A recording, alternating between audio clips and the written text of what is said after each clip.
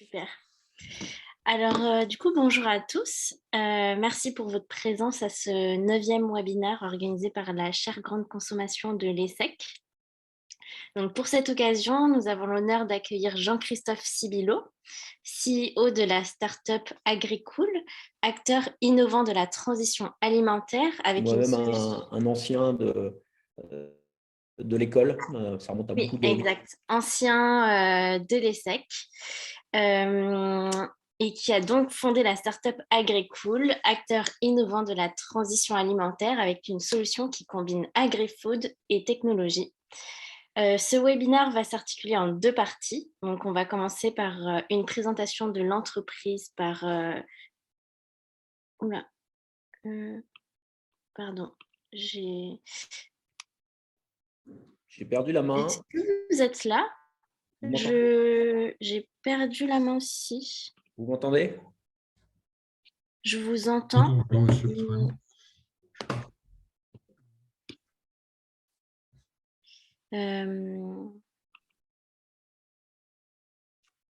Est-ce que vous pouvez toujours partager votre écran? Alors, on va réessayer.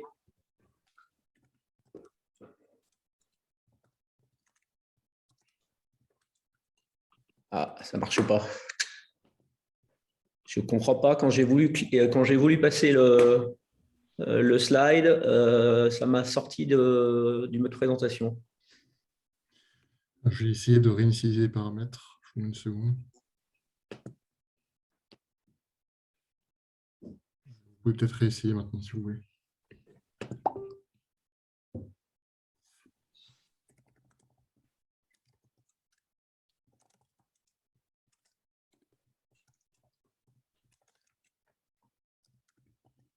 Oui, on voit tout votre écran. Ça ne marche pas par là.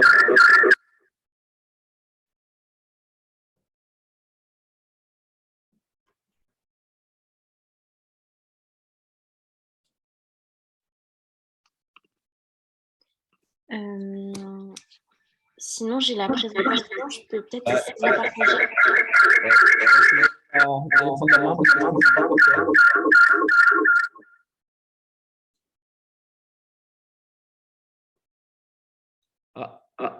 Là, vous l'avez? J'ai la présentation de mon côté, donc je peux essayer de le partager. Ah, c'est bon. C'est bon, vous voyez l'écran? Par contre, il y a un écho qui... Alors, ça peut pas être moi.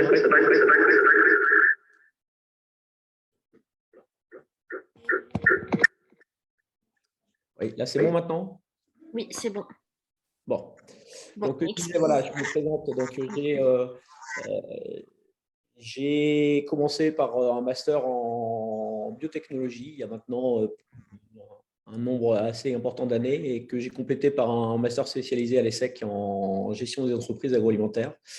J'ai une carrière qui a commencé dans le marketing et le commercial dans un groupe laitier, le groupe Savencia. J'étais directeur marketing, j'étais directeur commercial. J'ai vraiment un équilibre entre les deux fonctions. Je suis parti ensuite pendant 4 ans aux US comme président et CEO des activités de Savencia aux US. Une activité qui fait à peu près 300 millions de chiffre d'affaires avec plusieurs usines, plusieurs business units. Et après cette expérience, j'ai rejoint le groupe Bonduelle. Groupe Bonduelle qui est un groupe donc dans l'alimentation végétale. Et pendant 6 ans, j'ai dirigé les activités européennes avec une responsabilité globale de CEO sur les activités conserve et surgelées sur les 3 dernières années, qui est je dirais, l'activité historique qui représente à peu près 1 milliard de chiffre d'affaires, une vingtaine d'usines, 5000 employés et une trentaine de pays. En août l'année dernière, j'ai décidé de faire une nouvelle expérience rafraîchissante en rejoignant une start-up. J'ai été approché par les actionnaires de la start-up Agricool. Parmi ces actionnaires, on a Danone, la BPI, le groupe Ciparex. Et pour remplacer donc, le fondateur et prendre la direction générale afin de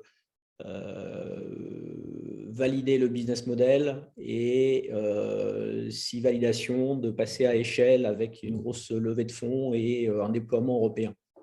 Donc, bien sûr, je vais parler de cette expérience qui est très en lien avec le sujet des agtech et des startups, des agtech et des foodtech.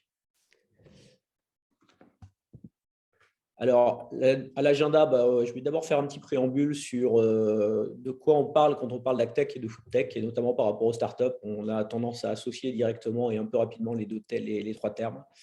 Je vais parler de cette expérience Agricool, de l'histoire de la startup Agricool, qui est une startup qui est positionnée sur la transition alimentaire, notamment sur le local. Et à partir de cette histoire, où vous verrez, il y a eu un bon début et puis il y a une fin un peu triste. Ça sera l'occasion de faire un peu une prise de recul et d'évoquer les modèles de rupture des startups et leur mode de financement et le modèle économique. Et si on a le temps, à la fin, je vous partagerai un petit peu des insights sur la comparaison entre les grands groupes et les startups qui sont un peu le grand écart, mais qui peuvent être une question qu'on se pose, notamment quand on sort de l'école en termes de direction. Alors d'abord, agtech et foodtech, ce n'est pas forcément des startups. La première chose qu'il faut avoir en tête, c'est que les grands groupes font de l'agtech et de la foodtech depuis très longtemps, investissent énormément en R&D dans les différents domaines pour créer des ruptures de technologie, soit dans le domaine agricole en amont, avec, à titre d'exemple, la géolocalisation, les drones, les robots, l'automatisation, etc. Ça peut être sur les emballages qui répondent à des enjeux notamment d'éco-responsabilité. Et puis, bien sûr, sur toutes les ruptures de technologies alimentaires qui permettent de faire des pas en avant, soit sur les produits, par exemple le passage au zéro nitrite sur les jambons, ou des nouvelles technologies qui permettent de lancer des innovations de rupture, des nouvelles innovations. Quand on parle de la tech dans les startups, en fait, il faut voir de quoi on parle comme tech. Et là, c'est un regroupement fourre-tout avec différents types de startups. Il y a des ruptures technologiques digitales. Il y en a certaines dans l'agro, certaines dans le hard, notamment dans les matériels, dans la robotique. Et puis, des ruptures de tech sur la nutrition et les technologies alimentaires. Donc, en fait, on peut segmenter l'écosystème des startups en fonction de ce type de rupture.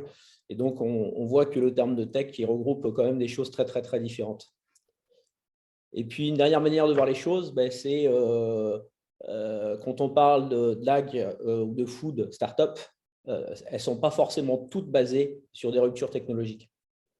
En fait, quand on regarde les différents modèles que l'on a dans l'univers agroalimentaire, on a bien sûr à droite les food tech qui apportent des ruptures techno et qui là sont des ag food tech et qui demandent en général beaucoup de capex parce que c'est des ruptures qui doivent être mises en œuvre et il faut trouver les nouveaux modes de fabrication. On a les agtech, donc là c'est plus sur l'amont agricole qui amène des ruptures sur les drones, sur la robotique, sur les stations, les connexions, etc. Et en général, on a pas mal de ruptures sur du digital dans ce domaine-là. Et puis, quand on regarde sur la gauche, il y a des types de startups qui demandent moins de ruptures technologiques sur les modèles de supply chain ou sur des modèles de nouveaux services. Vous allez voir Collecting Food. Et là, on est plus sur des ruptures de digital. Et on a un dernier type de startup qui sont des startups qui se sont créées sur un modèle de co-manufacturing, c'est-à-dire qui exploitent des capacités de production existantes et qui créent une marque sur un nouveau segment avec des recettes adaptées, etc., naturelles, clean label et autres.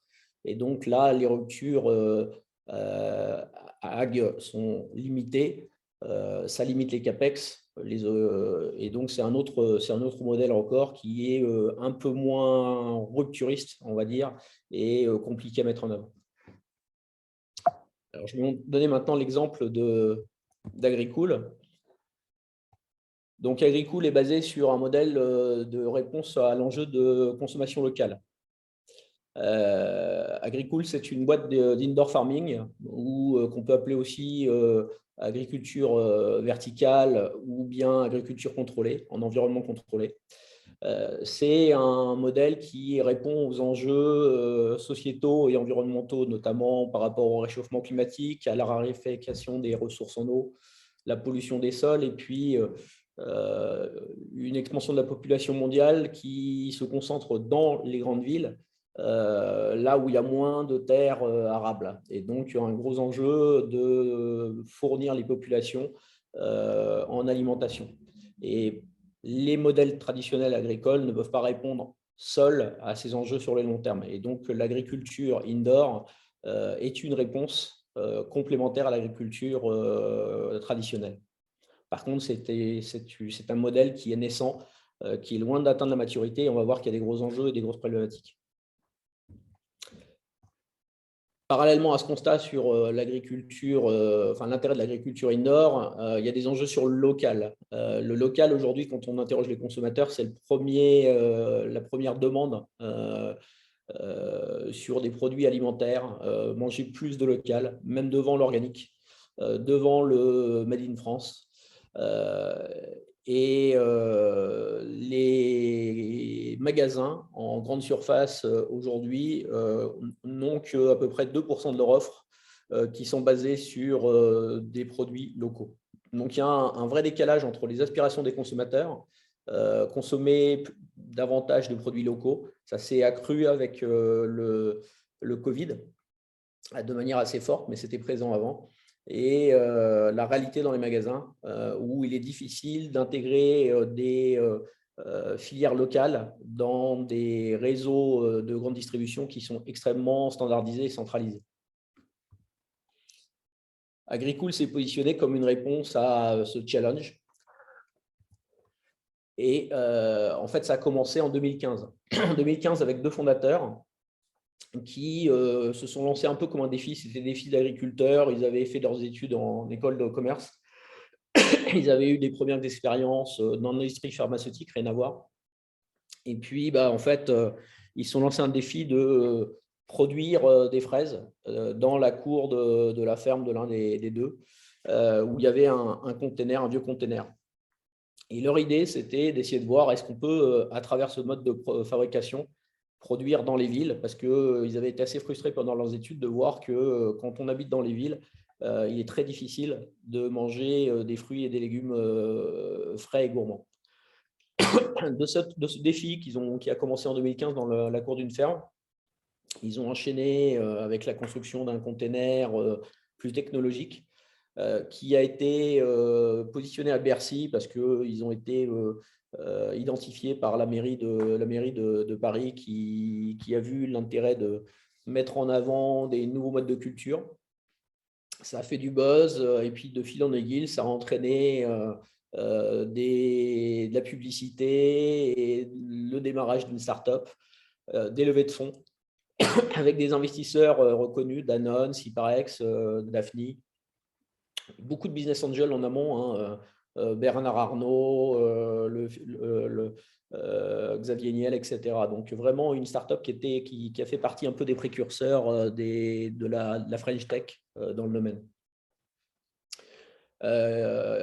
Ils ont commencé à commercialiser dans des magasins parisiens et puis ils ont même fait l'essai d'un container à Dubaï pour prouver les capacités de conditions de production dans des conditions assez extrêmes. Aujourd'hui, quand j'ai rejoint la société donc en septembre, Agricool, c'était une ferme avec 8 containers qui étaient basés à La Courneuve et 3 autres containers dans une autre ferme à Courbevoie et 7 produits fabriqués dans les containers, enfin produits dans les containers, des fraises, des herbes aromatiques, basilic, ciboulette, persil et des salades. Et les produits sont commercialisés dans une centaine de magasins dans la région parisienne avec une soixantaine d'employés. Le business plan consistait à déployer des fermes de 32 à 64 containers pour atteindre une masse critique et la compétitivité, de multiplier par 2 le nombre de produits que l'on fabriquerait dans ces containers, et ces fermes adossées à des unités de process, de production qui permettent de manière compétitive de mettre en sachet cette production pour pouvoir la vendre en 4e gamme dans les grandes surfaces dans un périmètre de 150 km. L'idée étant de se déployer dans les grandes villes européennes.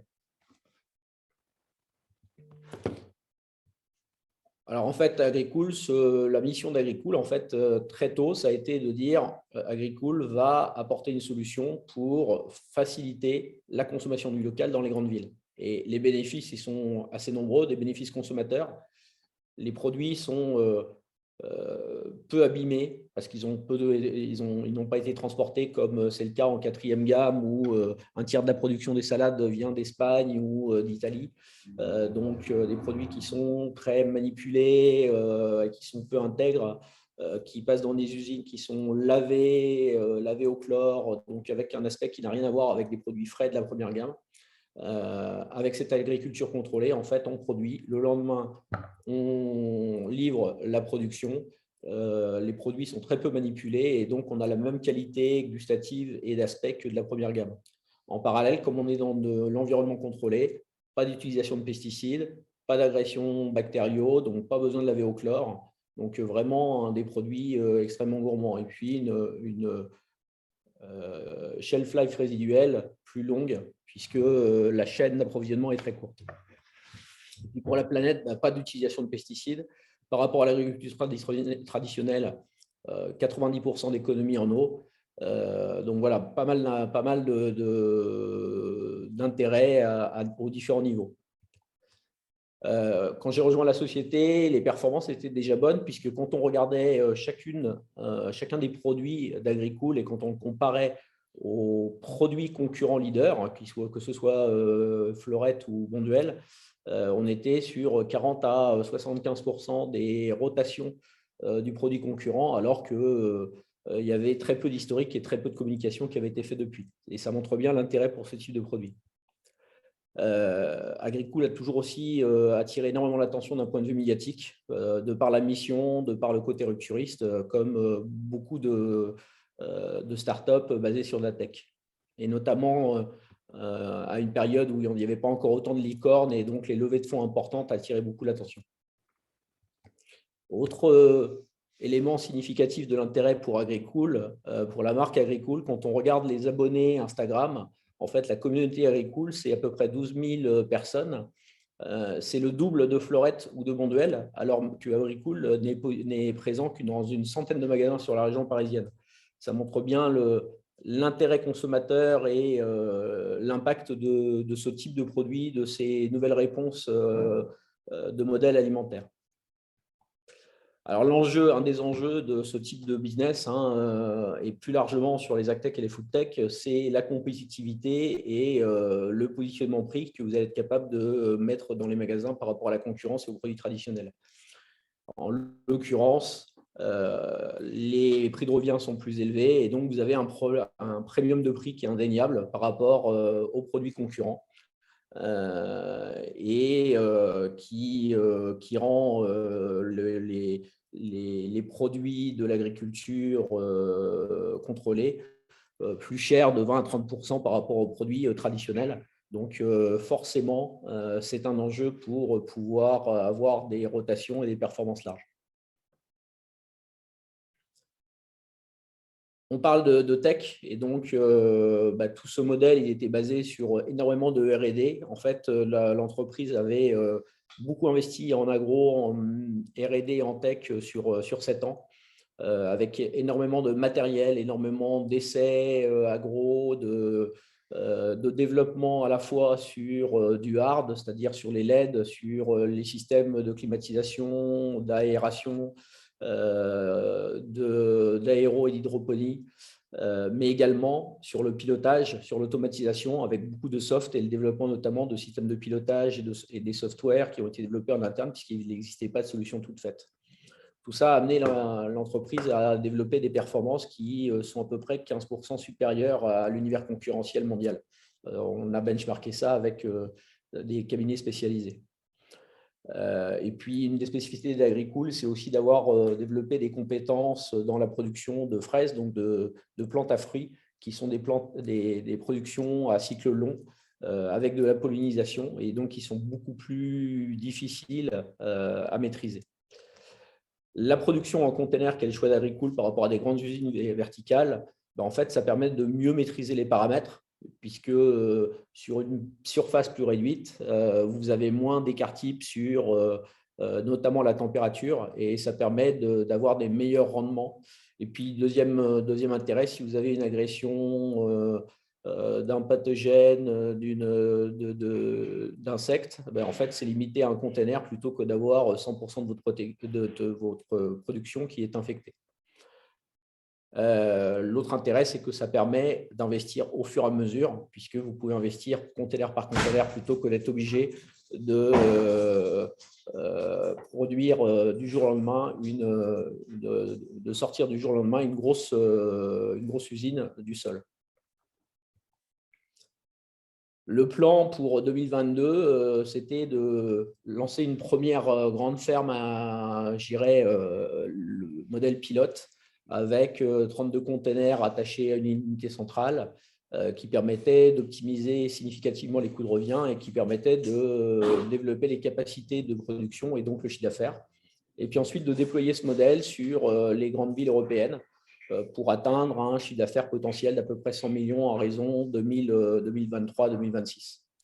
Alors, vous voyez sur les photos un peu à quoi ça ressemble, avec les productions de salades dans les containers de production et puis certains containers qui sont des containers techniques qui pilotent l'ensemble des paramètres de température, d'hygrométrie, la fertilisation, tous ces éléments qui sont pilotés automatiquement avec des pompes, avec des capteurs, avec du soft. Donc, c'est extrêmement technologique. Alors, comme vous voyez, en fait, Agricool a été une entreprise qui était à la fois sexy d'un point de vue investisseur, d'un point de vue médiatique, qui répondait à des grands enjeux sociétaux environnementaux, qui avait déjà des bonnes performances prouvées en magasin. Et en même temps, eh bien, vous avez peut-être pu voir que l'entreprise est en redressement judiciaire. En fait, l'entreprise a levé 35 millions depuis le début auprès, comme je l'ai dit, de Business Angel et puis de fonds de ventures. Et ces fonds, ils ont été majoritairement investis pendant 7 ans en R&D, en agro, en tech, pour développer un avantage compétitif dans la production indoor et dans la performance agronomique. Agricool était parfaitement positionné pour répondre à ces enjeux. Et en même temps, la levée de fonds nécessaire pour passer à échelle n'a pas fonctionné. Alors, il y a plusieurs raisons à ça. Il y a, comme souvent, c'est une conjonction de différents facteurs. Une des raisons conjoncturelles, ça on l'a su après, c'est qu'il y a 2 licornes dans le même domaine aux US et en Allemagne qui ont eu une grosse levée de fonds en même temps que nous sur le dernier trimestre 2021, et forcément, ça a attiré les fonds dans le domaine, et notamment les fonds d'investissement en CapDev que l'on visait. La deuxième raison, c'est qu'en fait, Agricool a déjà une valorisation d'entreprise importante. En fait, la valorisation de votre entreprise dépend des levées de fonds que vous avez faites. Quand vous avez levé 35 millions, vous pouvez imaginer que la valorisation d'entreprise, elle est déjà bien au-delà. Et donc, pour un investisseur potentiel, ça veut dire que la valeur de l'entreprise, elle est déjà très élevée. Et donc, l'effet de levier, il est moindre que si vous investissez en amont. Et paradoxalement, par contre, le business était très faible chez Agricool, donc avec une part de risque encore importante sur le passage à échelle. Ça, c'était un choix qu'avait fait les fondateurs de vraiment tout développer, de tout mettre dans les investissements sur l'agro et la tech et de ne pas trop démarrer le business tant que le modèle économique n'était pas prouvé. Ça a été un piège puisque, en l'occurrence, justement, c'était un frein en termes de réassurance pour les investisseurs pour la nouvelle levée de fonds. Et puis enfin, les actionnaires actuels, ils étaient déjà exposés, ils étaient prêts à suivre sur une nouvelle levée de fonds, mais en suiveur par rapport à des nouveaux investisseurs et pas en prenant tout parce qu'ils avaient besoin de limiter leur exposition sur l'investissement. Et ça fait partie de la stratégie classique des fonds d'investissement.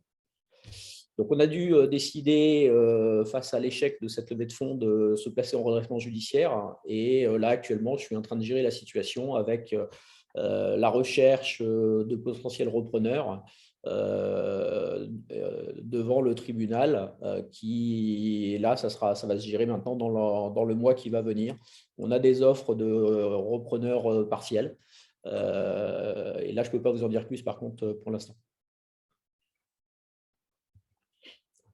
Alors, quand on voit cette expérience agricole, cette histoire montre la difficulté du modèle économique des startups, même avec une histoire attractive, avec des performances intéressantes, avec un avantage compétitif, on voit que ça peut planter. Et tout se joue au niveau du modèle économique et puis du cash. Le nerf de la guerre, c'est vraiment le cash dans une startup, puisque une startup, c'est globalement, dans la plupart du temps, c'est une PME en faillite permanente. Elle ne génère pas de cash dans ses premières années et donc il faut trouver des modes de financement.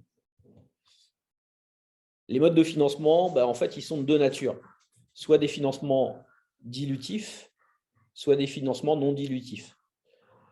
Le dilutif, c'est les business angels, les fonds de ventures, et puis au fur et à mesure où l'entreprise devient plus mature, le private equity et éventuellement l'introduction en bourse.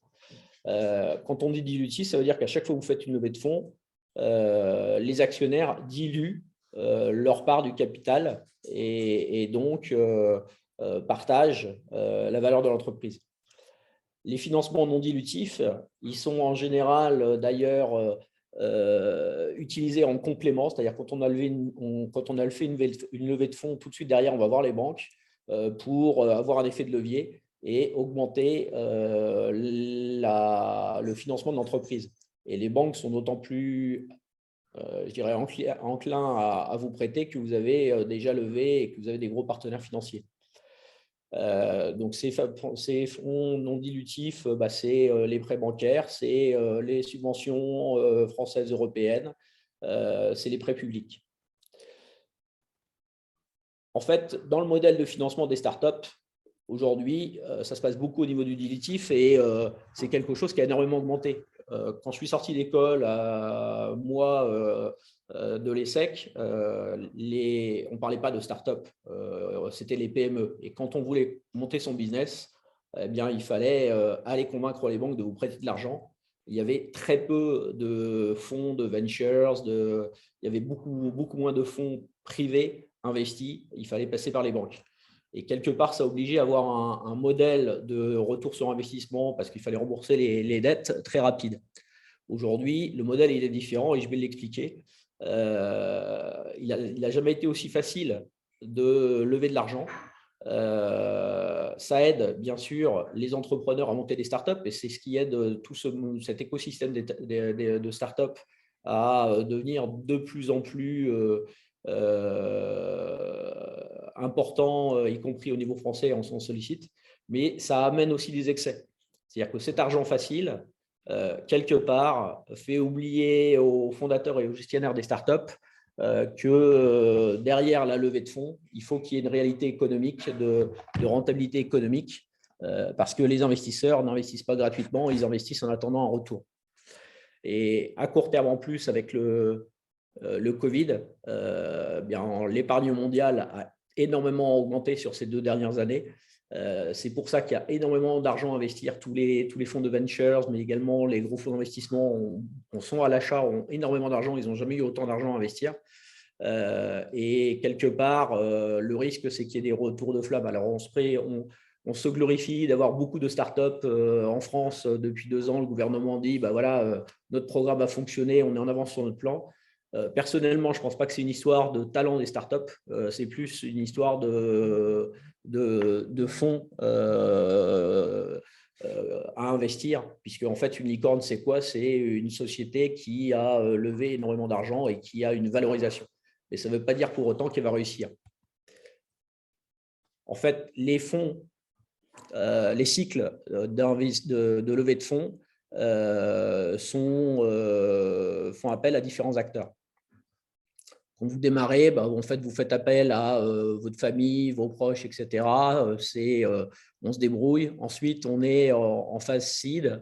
Et là, on fait appel à des business angels, à du crowdfunding. Et puis ensuite, on arrive à la période où on acquiert un peu de maturité, on commence à développer son activité au-delà de la théorie. Et là, on fait des levées de fonds, série A, puis série B, puis série C. Et là, on va s'adresser à des fonds d'investissement de plus en plus matures, des fonds de ventures, puis des fonds de capital développement et plus tardivement des fonds d'investissement. À un moment, tout ça n'a du sens que s'il y a une sortie à la fin. Et la sortie, ça peut être soit une revente à une société, soit ça peut être une cotation sur le marché, soit ça peut être une alliance avec une entreprise. Quand on regarde globalement les différentes levées de fonds successives sur un panel d'entreprises, donc ça c'est une étude américaine, on se rend compte que en fait, à chaque stade de levée de fonds, il y a autant de réussite que de sorties. Ça veut dire quoi? Ça veut dire que, comme je le disais juste avant, ce n'est pas parce que vous levez beaucoup d'argent que vous êtes amené à réussir. En fait, il y a autant de taux d'échec au fur et à mesure où on avance. Alors, une sortie, elle peut être positive, elle peut être négative. La sortie positive, c'est un IPO, c'est je fais un deal avec un private equity. Ça, c'est la sortie positive. La sortie négative, c'est ce qui est vie agricole. Je ne réussis pas à lever les fonds, je pars en faillite. Et puis, il y a des sorties intermédiaires qui sont l'acquisition par un groupe du même secteur ou des fusions. Ça peut être positif. Des fois, c'est assez masqué. Ça peut être aussi, on cache l'histoire, mais c'est simplement que l'entreprise était à court de cash et s'est fait racheter par un groupe au moindre prix. Et les investisseurs perdent de l'argent au passage parce qu'ils n'ont pas récupéré leur valeur. À titre d'exemple, sur une licorne qui a été un gros fail, WeWork, donc une société qui fait des bureaux partagés collectifs. La valorisation de WeWork est montée jusqu'à 47 milliards de dollars de par ses levées de fonds successives. Aujourd'hui, sa valeur est de 800 millions. Vous imaginez un peu le drame économique que ça a été pour un certain nombre d'investisseurs. Il y a un film qui existe qui peut vous montrer cette histoire, mais ça montre bien quelque part les excès que peut générer ce système de financement par les startups où on oublie les réalités économiques. En France, quand on fait le même filtre des startups en fonction des levées de fonds, on se rend compte que en fait, les sorties se font plus en amont. Alors, soit ça veut dire que les entreprises échouent plus rapidement, ou alors qu'on prête moins en France qu'aux États-Unis. Je pense que ça a un peu changé, notamment dans les 2 dernières années, avec tout l'argent et l'épargne qui s'est accru sur le marché. Ça veut dire quoi aussi? Ça veut dire qu'il y a des choix à faire au niveau des investisseurs. En fait, ils sont spécialisés. Il y a des investisseurs qui sont spécialisés, qui investissent plus en amont. C'est notamment les fonds de ventures. Et le risque est plus élevé. Ils ont beaucoup plus d'échecs dans leurs investissements. Mais par contre, quand ils ont un succès, c'est avec un très, très gros effet de levier parce qu'ils sont rentrés en amont quand ils étaient majoritaires et avec une faible valorisation. Et puis, il y a des fonds qui investissent plus tardivement et dont c'est le métier. Et eux, ils acceptent une moindre part de risque. Ils évaluent avec beaucoup de précautions leur investissement. Ils ont moins d'échecs, mais par contre, ils ont moins d'uplift sur les investissements qui réussissent.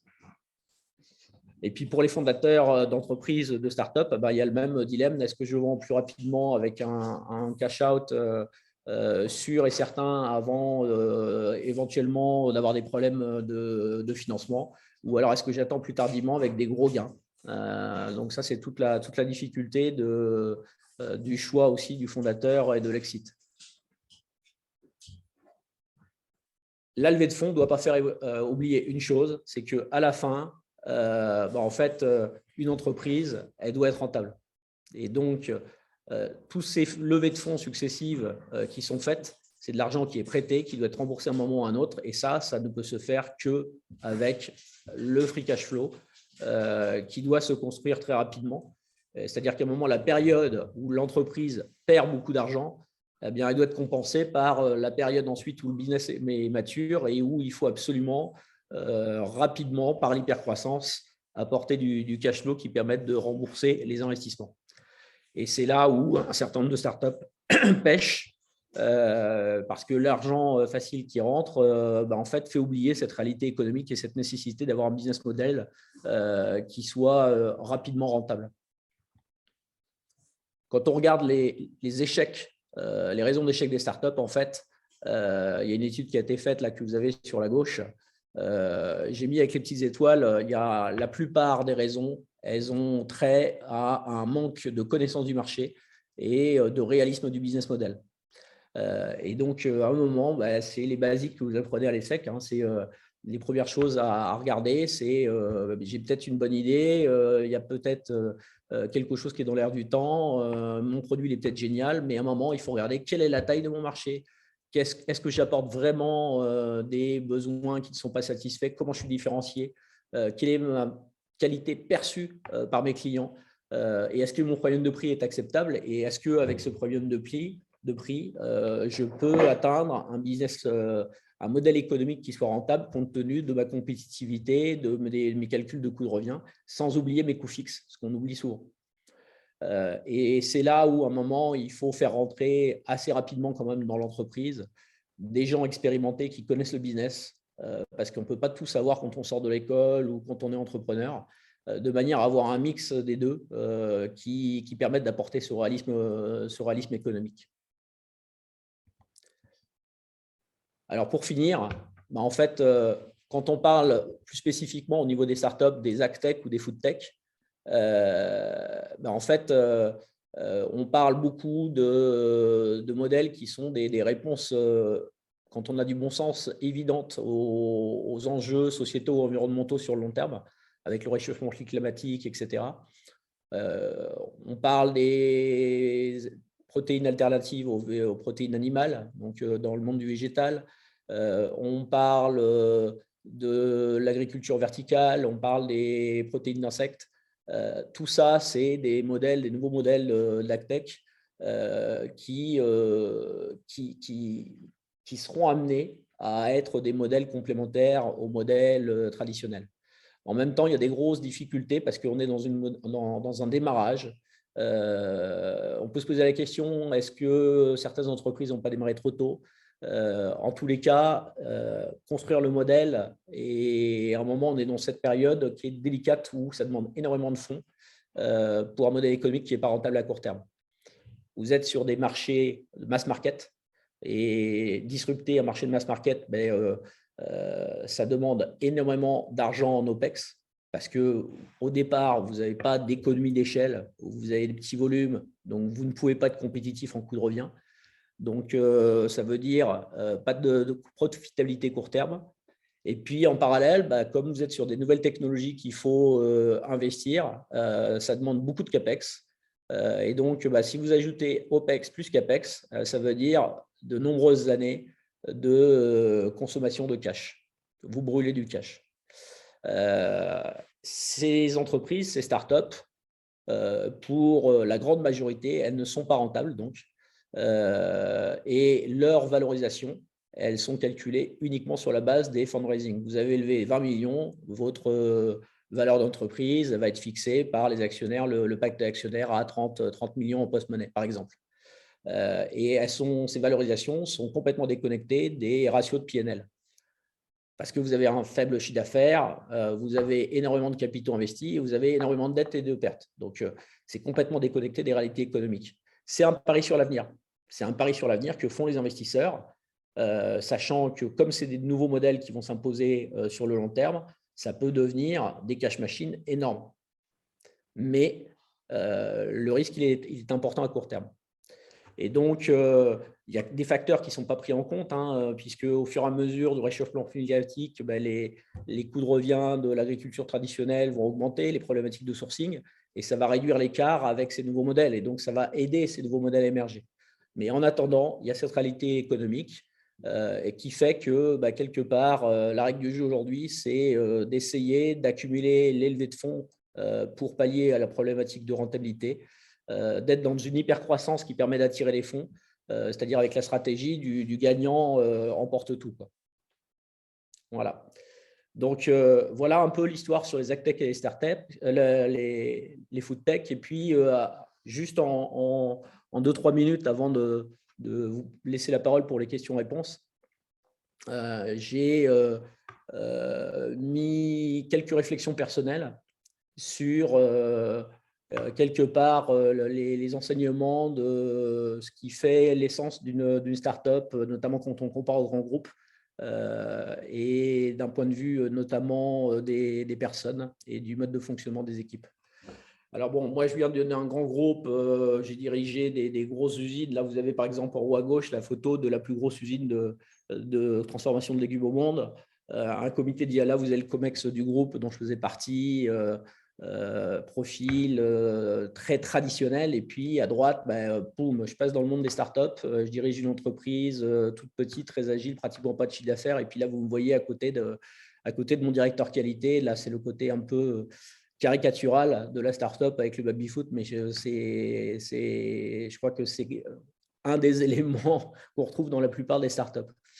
En fait, la spécificité d'une startup, sa chance, c'est de partir d'une page blanche. Ça permet de disrupter, ça permet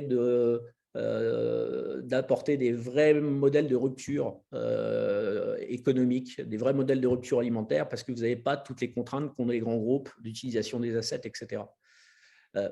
On pense souvent que c'est moins complexe que les grands groupes parce que c'est tout petit. Mais en fait, la complexité est différente. La complexité, c'est justement de partir d'une feuille blanche et il y a tout à construire sans repère. Dans un grand groupe, vous construisez une nouvelle usine.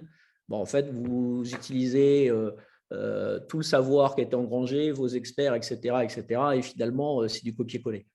Quand vous démarrez quelque chose dans une startup, en fait, vous n'avez aucun repère, vous ne pouvez pas vous raccrocher à quelque chose, vous avez tout à construire par vous-même. Quand on regarde, moi, ce que j'ai pu observer, qu'est-ce qui fait vraiment la différence dans les startups et ce qui fait leur force? D'abord, c'est la mission qui est au centre. Les startups sont vraiment drivées par le fait de remplir une mission. Et puis, on mesure beaucoup moins que dans les grands groupes, pas assez d'ailleurs, ça manque de rigueur, mais par contre, on agit. Dans les grands groupes, on a tendance à mesurer, puis des fois à moins agir, et la mesure nous rassure. Un point qui est important d'un point de vue humain, c'est tout ce qui est diversité et inclusion. Moi, dans ma startup, sur 60 personnes, j'ai calculé, j'avais 30 nationalités différentes, des profils atypiques. Et ça, c'est une vraie richesse en termes d'organisation innovante, de créativité. Ça permet de créer vraiment de l'engagement et de la richesse. On perd peu de temps par rapport aux grands groupes à faire des présentations pour se rassurer, à passer du temps à se justifier. À titre d'exemple, il y a très peu de présentations PowerPoint. Les présentations sont basées sur de l'Excel et sur du Word pour gagner du temps. On ne fait pas de fioritures. Et puis celui qui présente, d'ailleurs, ce n'est pas le boss, c'est celui qui a fait, c'est celui qui connaît le truc. Donc, en fait, on va tout de suite à l'essentiel. C'est la rapidité, c'est beaucoup plus agile. Les relations sont informelles, c'est peu codifié. Les conditions de travail sont en général sympas, même si elles peuvent être très stressantes. Et ça développe la créativité. Et puis, on l'oublie, le travail est un lieu de socialisation. C'est là où on passe une grande partie de son temps. Et donc, c'est quand même important de se sentir bien et de ne pas jouer un rôle pour être bien dans son boulot et pour être productif. Et ça, c'est quelque chose que je pense que les grands groupes vont devoir développer, d'autant plus avec les nouvelles générations dont vous faites partie, parce que ça devient de plus en plus important dans les préoccupations, dans les attentes des collaborateurs. Et puis la communication, elle est facile, elle est fluide. Ça facilite l'immédiateté, la réactivité. Moi, quand je suis arrivé, je venais avec mon étiquette. Ils savaient que je venais d'un groupe où j'avais dirigé 5000 personnes. Je me rappelle, le 3e jour, je suis arrivé, j'avais une veste parce que j'avais été voir des investisseurs. Je passe le pas de la porte. Alors, boss, tu as fait péter l'outil caricature, comment ils m'ont dit? Tu as fait péter l'outil de boss, les fringues de boss aujourd'hui, enfin un truc comme ça, quoi. Enfin bon, absolument, comment dire, désinhibés, et finalement, on est tous au même niveau. Et mine de rien, ça amène de la fluidité, ça évite les non-dits et c'est beaucoup plus simple dans les relations de travail. Par contre, un point, c'est cette immédiateté, elle peut avoir des dérives, comme l'outil Slack, par exemple, qui est un outil une plateforme collaborative et tout le monde répond en permanence et dans l'instant. Et ça, c'est un vrai problème parce que il n'y a pas d'historisation, il n'y a pas de process, on fait tout dans l'urgence. Il y a un manque de concentration. Et ça, je pense que c'est aussi la génération digitale qui a été habituée depuis tout petit à passer d'une application à l'autre, etc., avec un déficit de concentration. On retrouve beaucoup ça dans les startups.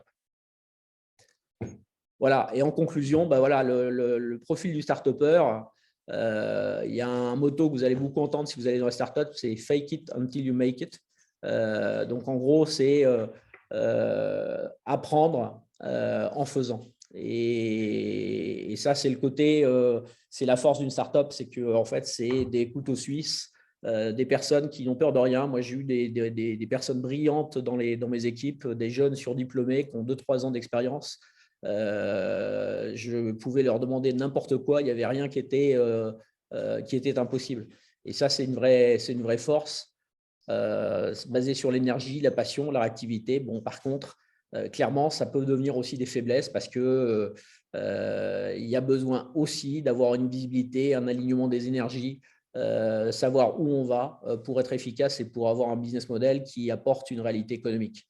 Et il peut arriver dans les startups qu'il y ait un défaut de management parce que c'est juste naturel. Quand on a 2-3 ans d'expérience, on ne peut pas avoir les connaissances en management et l'expérience managériale qui permettent d'être pertinent vis-à-vis des équipes, qui peut amener à un certain laisser-aller, un certain manque de contrôle, d'alignement, de priorisation, et puis d'expérience business, et qui peut être à l'origine des défauts et des problématiques des startups qui échouent. Voilà. J'ai fini la présentation. J'étais un peu plus long que ce que j'avais prévu, mais bon, un de vos collègues m'a dit qu'il était vraiment intéressé pour avoir la dernière partie sur la comparaison startup et grand groupe. Donc, ce que je vous propose, c'est de vous passer la main pour les questions.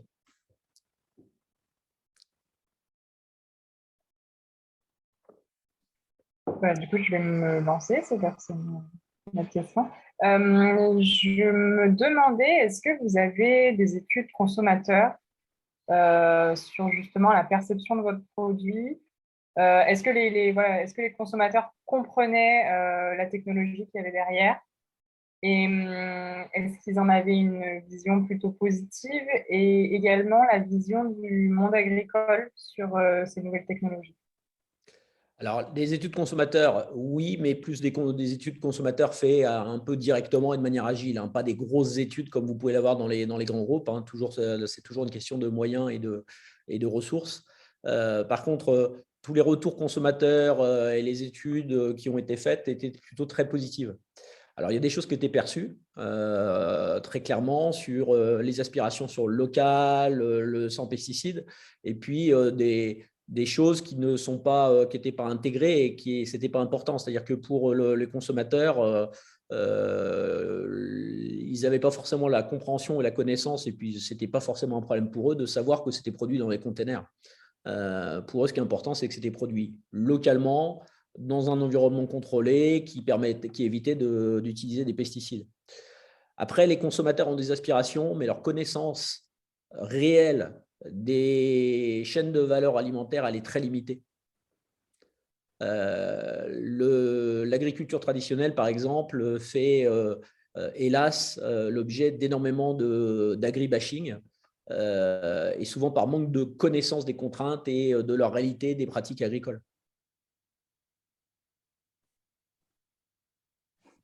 Et du coup, la vision du monde agricole sur ces nouvelles technologies, comment ça a été reçu par C'est les très maraîchers? partagé, c'est très segmentant. C'est-à-dire que vous avez un certain nombre de… vous avez deux mondes agricoles. Alors moi, j'ai été vice-président de l'UNILED, qui est l'interprofession des producteurs, donc des agriculteurs et puis des transformateurs de la filière légumes. Donc j'ai beaucoup travaillé sur la filière. Vous avez le monde agricole est extrêmement segmenté, quoi. Vous avez les anciennes générations qui sont en défense de leurs pratiques, de ce qu'on les a amenés à faire, hein. C'est-à-dire que le système, les subventions, la PAC, tout les a incités à aller sur un modèle économique intensif, l'utilisation d'intrants, de pesticides pour produire toujours plus, etc. C'est ce qu'on leur a demandé de faire, et ils ont du mal à comprendre aujourd'hui qu'on leur demande de faire marche arrière. Et ils ont du mal également à conceptualiser un nouveau mode de fonctionnement. Et puis, vous avez une deuxième partie des agriculteurs, en général, c'est les nouvelles générations, qui sont pour beaucoup diplômés, qui ont fait des études pour reprendre des exploitations familiales et qui ont l'aspiration à travailler différemment, notamment avec la conscience des enjeux environnementaux dont l'agriculture traditionnelle est le dépositaire. C'est très clair, merci beaucoup. Moi, j'ai une question par rapport à ce que vous venez de dire et ce que vous avez présenté au début. Concernant l'information qu'a le consommateur ou la vision du consommateur, vous nous avez dit que les produits agricoles, il y avait en général une prime de plus 6,5% par rapport à la concurrence au niveau du Ah non, prix. plus que ça. Excusez-moi. Non. Les produits agricoles, alors quand je suis arrivé, ça dépendait des produits, mais sur les herbes, on était à plus 20 à 30% de premium par rapport aux autres grandes marques traditionnelles comme Monduel ou Fleurette. Sur les salades, c'était le double. Et là, par contre, j'ai repositionné parce que c'était un exemple et une illustration du manque de connaissances marché business. Sur un marché de mass market, vous ne pouvez pas avoir des écarts de prix de ce niveau-là si vous voulez avoir des rotations qui vont vous permettre de tenir dans les magasins. Donc, je suis revenu à du 30% d'écart de prix. Mais ça reste très cher, surtout dans un marché de mass market. On n'est pas dans des circuits spécialisés, ce n'était pas la volonté, c'était vraiment de faire du volume. Et donc, ces écarts de prix dans les temples de la consommation que sont les hyper et les supermarchés, c'est difficile de les tenir. Ça, forcément, c'est excluant pour un certain nombre pour une partie de la cible. Et justement, j'ai une question à ce sujet-là. Est-ce que vous pensez que c'est pas encore pire, parce qu'on sait que la vision du consommateur est floue sur les prix, ils ont toujours l'impression que les prix augmentent en permanence ou sont plus élevés. Est-ce que vous ne pensez pas que justement ces écarts de 30%, voire le double sur les salades, ça ne s'est pas vu, il faut peut-être, je sais pas, 4 ou 5 chez le consommateur dans les rayons? Le prix, c'est la problématique la plus compliquée à laquelle vous serez exposé dans votre métier. C'est très compliqué. Il y a beau avoir des modélisations, il y a beau avoir des tests, etc. C'est extrêmement compliqué de définir le juste prix, et il y a à la fois du rationnel et de l'irrationnel derrière. La médiatisation qui est faite sur le prix crée un effet de halo et peut changer les comportements sans rapport avec la réalité des écarts ou des enjeux. Il faut quand même avoir en tête, malgré tout, que pour une grosse partie de la population qui fréquente les hypermarchés ou les supermarchés, ils sont à quelques euros près à la fin du mois. Et donc, pour cette partie de la population, ces écarts de prix, aussi faibles soient-ils, c'est un vrai enjeu, il y a une vraie sensibilité. Et puis, il y a toute une partie de la population pour laquelle, finalement, quand on parle d'un écart de 10% sur quelques produits de grande consommation dans leur panier, qui représentent seulement 15 à 20% de leur budget global, à la fin, on parle de 1% d'écart sur leurs dépenses. Et donc, les enjeux sont très faibles par rapport à l'intérêt que représente le fait de mieux consommer, c'est-à-dire d'accepter de payer un petit peu plus pour avoir des produits de qualité qui ont mis en œuvre des pratiques vertueuses d'un point de vue environnemental, donc pour le climat, mais également pour leur santé. Quand les prix sont baissés en permanence sous la pression des négociations, quelque part, les industriels vont vont être poussés à chercher des matières, des ingrédients alternatifs moins chers et moins en général, ce qui va de pair, en général, moins naturel et moins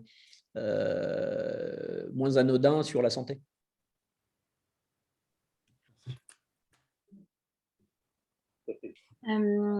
J'avais une question, j'ai été intriguée par la possibilité en fait de recréer l'action de pollinisation.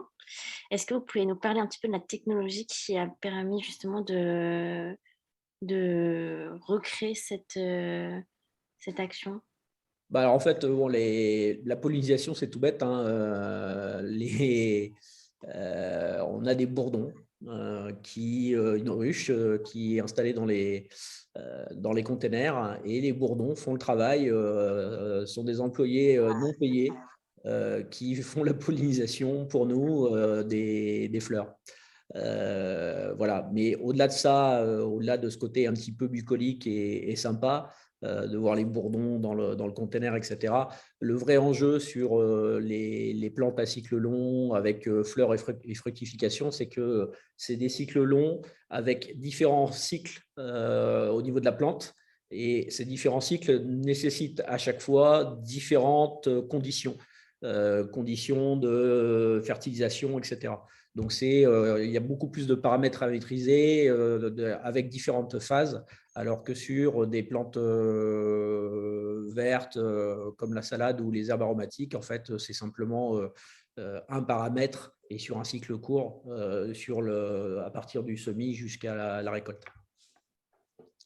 D'accord, merci pour ce complément d'information. Alors, je vois que le temps passe rapidement. Est-ce qu'il y a une ou deux dernières questions? Oui, moi j'avais une petite question. Je voulais savoir du coup, qu'est-ce que vous conseillez pour un jeune diplômé, plutôt de commencer en grande entreprise ou dans des startups? Je comprends cette question, puis on l'a souvent posée, et je veux dire, ce qui est important, c'est de vous éclater, quoi. Donc, faites pas les choses parce qu'il faut faire, parce qu'on vous a dit fais ça parce que ça sera bien pour ta carrière. D'abord, les carrières, elles sont plus linéaires. Aujourd'hui, on peut faire, vous allez changer de métier au minimum 10 fois dans votre vie. Vous allez avoir l'occasion de faire énormément de choses. Si vous n'avez pas envie de bosser dans les grands groupes, n'y allez pas, quoi. Si vous sentez que vous avez envie de vous éclater dans un environnement avec des missions, avoir un impact, etc., allez là-dedans. Maintenant, si votre idée, c'est de dire justement, je ferai les deux, j'aurais tendance à vous conseiller de commencer par les grands groupes, parce que ça va vous donner justement une structure, un réalisme économique et éviter de tomber dans les travers que j'ai évoqués. D'accord, merci beaucoup pour votre réponse. Moi, j'aurais une question, s'il vous plaît, dans le domaine du mass market. Aujourd'hui, quand vous avez un produit qui est innovant, qui se dirige, qui améliore votre santé, et quel est le prix acceptable par rapport aux produits traditionnels? Tout à l'heure, vous parliez de 30%, et aujourd'hui, sur un produit journalier, la fourchette type, elle va de combien à combien pour vous? Comme je disais, le prix, c'est vraiment compliqué. Et pour moi, il n'y a pas de réponse. La réponse, ça dépend du segment de marché sur lequel vous êtes. C'est-à-dire, est-ce que ça va être un marché sur lequel les marques distributeurs sont très importantes? Est-ce qu'il y a déjà une marque premium ou pas sur ce marché? Ou alors, est-ce qu'il n'y a que des marques mainstream? Est-ce que vous êtes sur un segment de marché qui est à forte fréquentation et sur lequel, à forte répétition, c'est-à-dire un rachat très fréquent, une fréquence d'achat qui fait qu'il y a une grande sensibilité au prix, ou alors un achat plus occasionnel et où Donc, il y a tout ça qui fait qu'à un moment, il n'y a pas une réalité. Moi, je pense quand même, pour essayer de répondre un peu à votre question, que même si vous avez une super différenciation, être au-delà de 20 à 25% de premium par rapport à la marque nationale, ça devient compliqué. Alors, on parle en écart de pourcentage, mais des fois, il faut aussi regarder les prix kilo et les prix unitaires, parce qu'il y a aussi les prix psychologiques, il y a tout ça. Donc, il y a les trois trucs qui sont importants. Il y a l'écart pourcentage par rapport au référent, il y a le prix kilo, le prix unitaire, et puis les écarts prix unitaire et prix kilo. Donc, en fait, c'est tout ça qu'il faut regarder quand on regarde le prix. Oui, tout à fait. Merci. Un dernier point, c'est possible de s'entretenir 10 minutes avec vous en dehors, s'il vous plaît? Pas de souci. Ouais. Merci. Je ne sais pas comment on peut rentrer en contact ensemble, mais… Alors, on va vous communiquer du coup la liste des participants à l'issue de ce webinaire. Et du coup, vous aurez tous les contacts et vous pourrez rentrer du coup en contact pour de plus amples discussions. Merci. Et un petit aparté, je ne sais pas si vous aviez eu M. Bernard Rion comme prof à l'ESSEC. Ça me dit quelque chose. Parce que moi, je l'ai eu, j'ai fait un master à HEC, mais il venait en tant qu'intervenant et il était responsable. C'est quelqu'un qui avait créé et qui a développé beaucoup Pasquier. D'accord. Donc voilà, je pense à lui aujourd'hui. C'est quelqu'un qui a 85, 90 ans, un truc comme ça. Ah, ok. Super. Mais dans ce cas-là, on ne manquera pas de vous mettre en relation. Et voilà, merci beaucoup à tous pour votre participation et merci Jean-Christophe d'avoir pris ce temps pour nous. On reste en contact et puis le replay de ce webinaire vous sera envoyé à chacun. Très bien. Merci à vous. Monsieur Bélez, vous pouvez rentrer en contact avec moi, il n'y a pas de souci. Merci beaucoup. Merci à vous. Bonne soirée.